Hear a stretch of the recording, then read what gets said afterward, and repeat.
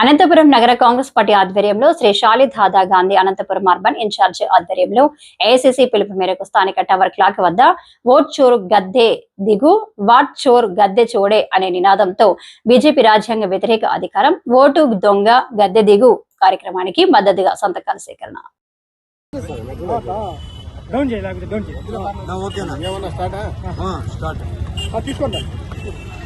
Media మిత్రులకు నమస్కారం.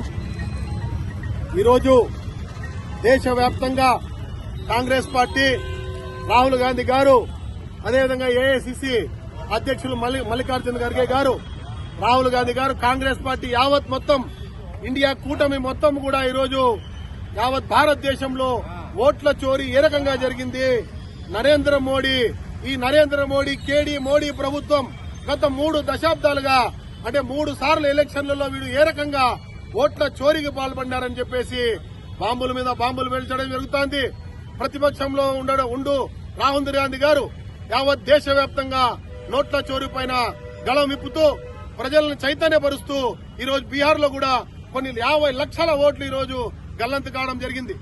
దీన్ని బట్టి చూస్తా అంటే అర్థమవుతోంది, నరేంద్ర మోడీ కేవలం ఈవీఎం ట్యాంపరింగ్ లో అదేవిధంగా దొంగ ఓట్లతోనే ఈరోజు 3 సార్లు కూడా గద్దెనెక్కడం జరిగింది. దీన్ని కాంగ్రెస్ పార్టీగా ప్రశ్నిస్తున్నాం, ప్రజల్లోకి లోతుగా తీసుకెళ్తున్నాం. ప్రతి ఒక్కరిని సంతకాల సేకరణ ద్వారా ఎలక్షన్ కమిషన్ తెలియజేసే విధంగా, ఏ విధంగా అయితే ఈవీఎంలు ట్యాంపరింగ్ అయినాయో, ఏ విధంగా అయితే ప్రజలను మభ్యపెట్టి ఈరోజు ఒక పార్టీకి ఓటేస్తే ఒక పార్టీ, ఆంధ్రప్రదేశ్ లో బీజేపీ అనే పార్టీనే లేదు, బీజేపీకి ఓట్లే లేవు, బీజేపీకి 10 మంది నాయకులు కూడా లేరు. ఈరోజు బీజేపీ అధికారంలోకి ఎలా వస్తుంది? అదేవిధంగా ఈరోజు మన రాష్ట్రంలోనే పక్క జిల్లాల్లోనే పక్క ఊర్లలో చూస్తా ఉంటే బీజేపీకి ఎన్ని శాతం ఓట్లు వచ్చినాయి?